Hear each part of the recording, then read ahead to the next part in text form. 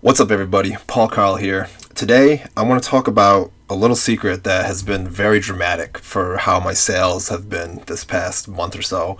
And you can see here, I'm up 41%, and yeah, it's crazy. And the reason why this has gone up so much is because of a wildly successful experiment that I've been running. Now, if you've watched my SEO video, you know that I'm kind of into that rabbit hole. And one of the things that I've been playing with in my mind is a way to have a stock photo listing. So 100 whatever team cards, and you're guaranteed X number of Hall of Famers, Y number of stars, Z number of rookie cards, whatever it is. And that's something that I wanted to do because I wanted to be able to have a quantity listing that could benefit from longevity, because the longer that a listing is active and is producing sales, the better it's going to rank in eBay search results. And so I was stuck in this box of thinking that this listing needed to have a stock image. But the truth is, it doesn't. And I'll show you here, this Ken Griffey Jr. lot. What I do is every time I sell one of the lots, I list a new one. But I just change the images. So I export the scans from Kronocard, I run my script, I get the new images, and I just switch them out. And that's let me benefit from these things here, from having quantity sold. I've done this for a Michael Jordan listing. I'm doing it for some of my singles now. I got the Mark Jackson Menendez twins card. That's a good one that I've sold 5 or 6 of in the past month or two. So that's something that my next one is going to be like this, where I just change the image. And this too here, they'll show you last one available. They'll show you how many you have sold recently. Alright, so I'm going to show you real quick how you set this up. So under your account settings here, you're going to go to selling preferences, and then here you have all these options for different things, but this is what you want right here. Listings stay active when you're out of stock. Now what that's going to do, if we go to my actives real quick, let's see, I can filter it by out of stock. So I have 18 current listings that are out of stock. And some cards will probably be one-offs, and I'll just delete them after they're done. But these out of stock ones I'm keeping so that I can preserve the watchers, for example, the basketball card one here. Let me see if it says how many I've sold.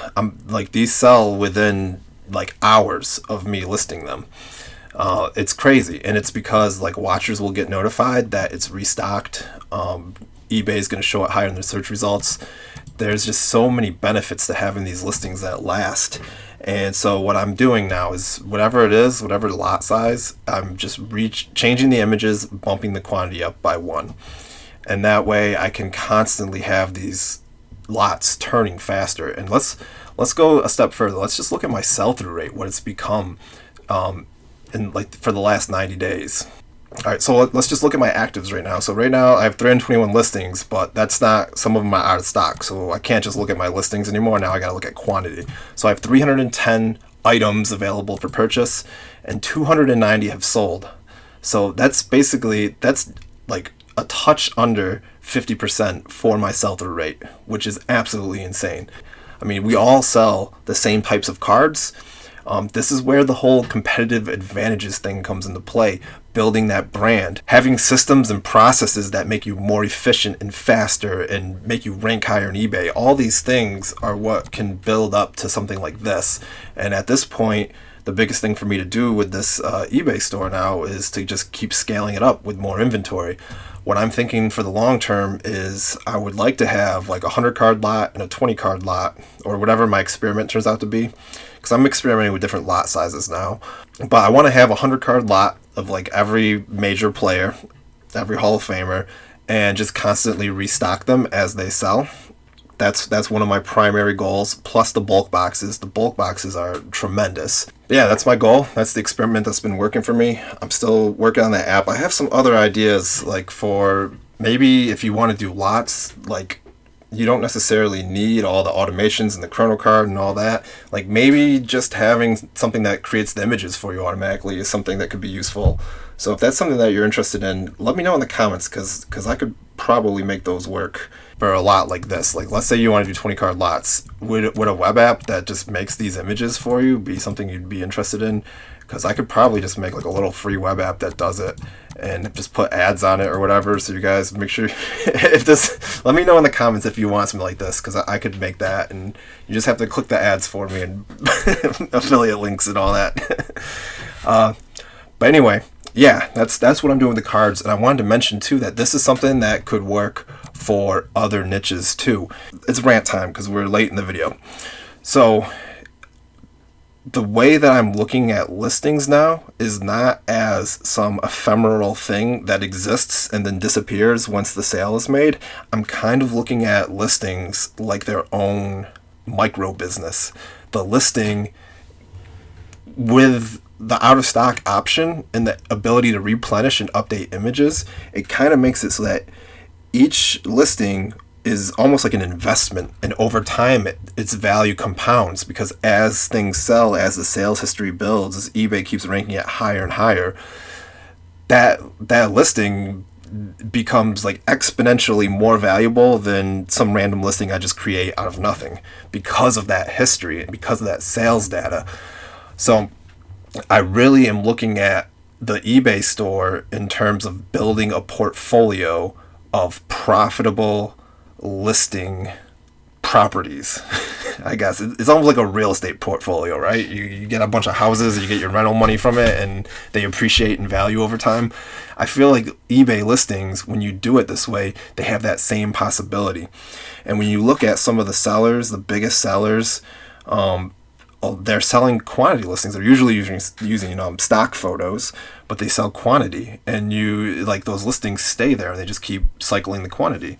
But the benefit here, the competitive advantage, is that I'm getting that same benefit in terms of the SEO, but I'm also giving customers the exact images, and I'm able to do that efficiently and in a way that helps to build my brand. If you're somebody who doesn't necessarily sell cards, but you're here for like the eBay stuff, one, I appreciate you because I'm talking about cards mostly, but two, I think this applies to other niches too. Like if you're selling, let's say, clothing, why does every piece have to be sold individually? Why can't you target like some of those primary keywords and just like maybe curate outfits? Maybe you're selling the pants and the shirt, and like some shoes or something to go with it.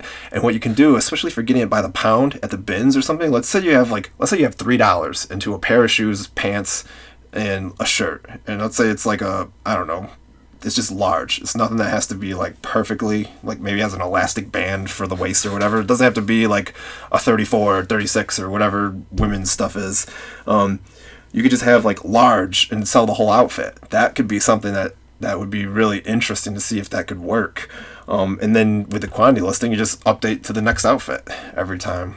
Or even with glass. Let's say you have a bunch of like Murano art glass. A lot of people who buy that stuff have multiple pieces. Maybe you take ones that are similar, and instead of selling everything individually, put together like a collection, curate some nice glassware, and maybe you have something that's not Murano. Maybe you have some little knick-knack or something, or one of those fake fruit pieces that kind of fits into the scheme of it. You could curate these like nice collections for people that they can buy in one shot from one person. They don't have to browse everywhere, and give them a good deal because you're shipping it all together.